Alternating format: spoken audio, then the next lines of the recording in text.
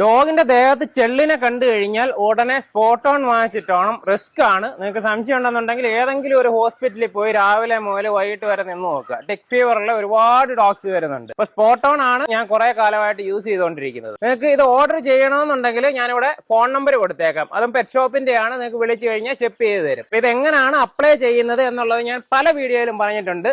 പക്ഷെ important message ആയതുകൊണ്ടിട്ട് നമുക്ക് ഇതിനകത്തും പറയാം. ആദ്യമായിട്ട് വാങ്ങിക്കുമ്പോൾ നിങ്ങളുടെ ഡോഗിന്റെ ഏകദേശം വെയിറ്റ് മനസ്സിലാക്കിയിട്ട് വാങ്ങിക്കുക. ഇതുപോലുള്ള ചെറിയ ട്യൂബിലാണ് സ്പോട്ട് ഓൺ വരുന്നത്. നമ്മൾ ഇതിന്റെ ഈ ഒരു ഭാഗത്ത് പിടിച്ചതിന് ശേഷം ഇങ്ങനെ കറക്കി കഴിഞ്ഞാൽ ഈ ട്യൂബ് ഓപ്പൺ ആവും. തല തിരിച്ച് പിടിച്ച് കറക്കരുത്, മരുന്ന് നഷ്ടപ്പെടും. ഇതിനകത്തുള്ള ഒരു ഡ്രോപ്പ് പോലും മിസ്സാക്കരുത്. അതിനുശേഷം അപ്ലൈ ചെയ്യുന്നത് ഹെഡിന്റെ ബാക്കിലുള്ള ദാണ്ട് ഈ ഒരു ലൈനിൽ ഈ ഒരു നടുഭാഗം വരെ നമുക്ക് അപ്ലൈ ചെയ്യാം. ഓരോരോ സ്പോട്ടിലായിട്ട് അപ്ലൈ ചെയ്യുന്നത് കൊണ്ടിട്ടാണ് ഇതിന് സ്പോട്ട് ഓൺ എന്ന് പറയുന്നത്. ഹെയർ മാറ്റുക, സ്കിന്നിൽ ഇതേപോലെ ഇട്ട് കൊടുക്കുക, അടുത്ത ഒരു സ്പോട്ട് എടുക്കുക, ഇതേപോലെ ഇട്ട് കൊടുക്കുക. ഇത് ഇങ്ങനെ റിപ്പീറ്റ് ചെയ്തുകൊണ്ടിരിക്കുക. ഒരുപാട് ബാക്കിലോട്ട് പോകരുത്. ഇവർക്ക് നക്കി കഴിക്കാൻ പറ്റാത്ത ഒരു പാർട്ട് ആയതുകൊണ്ടിട്ടാണ് നമ്മൾ ഈ ഒരു പോർഷനിൽ അപ്ലൈ ചെയ്യുന്നത്. എവിടെ അപ്ലൈ ചെയ്ത് കഴിഞ്ഞാലും ഇത് ബോഡി സ്പ്രെഡ് ആവും. പക്ഷെ നക്കി കഴിച്ചു കഴിഞ്ഞാൽ ഡോഗിനും ദോഷമാണ്.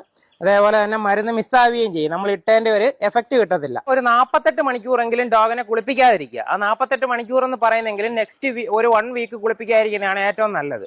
നമ്മൾ ഈ അപ്ലൈ ചെയ്ത മരുന്ന് ഇതിന്റെ സ്കിന്നിനകത്തേക്ക് അബ്സോർബ് ആവും. അബ്സോർബ് ആയിട്ട് സെബേഷ്യസ് ഗ്ലാൻഡിനകത്തോട്ടാണ് ഇത് സ്റ്റോർ ആകുന്നത്. നമ്മൾ ഇട്ടത് ഈ 4 or 5 സ്പോട്ടിലാണെന്നുണ്ടെങ്കിൽ സ്കിന്നിന്റെ എല്ലാ ഭാഗത്തേക്കും ഈ മെഡിസിൻ സ്പ്രെഡ് ആയിട്ട് കുറെ കാലം ഇതിന്റെ എഫക്റ്റ് ഉണ്ടായിരിക്കും. കമ്പനീസ് ഒക്കെ പറയുന്നത് ഒരു 4 ആഴ്ച മുതൽ 6 ആഴ്ച വരെ എഫക്റ്റ് ഉണ്ട് എന്നാണെന്നുണ്ടെങ്കിൽ നമ്മളൊക്കെ അപ്ലൈ ചെയ്ത് കഴിഞ്ഞാൽ 3-4 മാസമൊക്കെ ഇതിന്റെ ഒരു എഫക്റ്റ് കാണാറുണ്ട്. അടുപ്പിച്ച് ഒരുപാട് തവണ കുളിപ്പിക്കുന്ന ഡോഗ്സ് ആണെന്നുണ്ടെങ്കിൽ ചിലപ്പോൾ നഷ്ടപ്പെട്ടു പോകാനുള്ള ചാൻസ് ഉണ്ട്. അപ്പൊ ഈ മരുന്ന് ഒരു വിധത്തിൽപ്പെട്ട എല്ലാ ടൈപ്പ് ചെള്ളിനെയും ശരീരത്തിൽ കയറുമ്പം തന്നെ അതിന്റെ ശരീരത്തിൽ ആക്ട് ചെയ്ത് അതിനെ നശിപ്പിച്ചു കളയും. ഒരു ചെള്ള് ശരീരത്തിൽ കയറി മെച്യൂർഡ് ആയി അത് മുട്ടയിട്ടാണല്ലോ അത് സ്പ്രെഡ് ആയി പോകുന്നത്. അപ്പൊ മെച്യൂർഡ് ആകാനായിട്ട് അനുവദിക്കാതെ അതിന്റെ നെക്സ്റ്റ് ജനറേഷനെ തടയാനായിട്ടും സ്പോട്ട് ഓൺ ഹെൽപ്പ് ചെയ്യുന്നുണ്ട്. നമുക്ക് ചെള്ളുപനിക്ക് ഏറ്റവും നല്ല ഇഫക്റ്റീവ് ആയിട്ടുള്ള ഒരു പ്രിവെന്റീവ് സ്പോട്ട് ഓൺ ആണ്. അതേപോലെ തന്നെ ടാബ്ലറ്റ്സ് അവൈലബിൾ ആണ്. അല്പം കൂടെ കോസ്റ്റ്ലി ആണ്. ടിക് ഫീവറിന്റെ ലക്ഷണങ്ങളും കൂടെ ഓരോ ഡോഗ് ഓണറും മനസ്സിലാക്കി വെക്കേണ്ട കാര്യമാണ്. ടിക് ഫീവർ ഉണ്ടാകുന്നത് ചെള്ളുകളിൽ നിന്നാണ്. പല ടൈപ്പ് ചെള്ളുകളിൽ നിന്നും ഉണ്ടാകാം. ചെള്ളെന്ന് പറയുന്നത് എന്താണെന്നുള്ളതിന് പഠിപ്പിച്ചു തരേണ്ട കാര്യമില്ല. ഞാൻ അവിടെ പിക്ചേഴ്സ് ഒക്കെ കാണിക്കുന്നുണ്ട്. അപ്പൊ ഇതിൽ ഏത് ടൈപ്പ് ചെള്ളിനകത്താണെന്നുണ്ടെങ്കിലും ടിക് ഫീവറിനുള്ള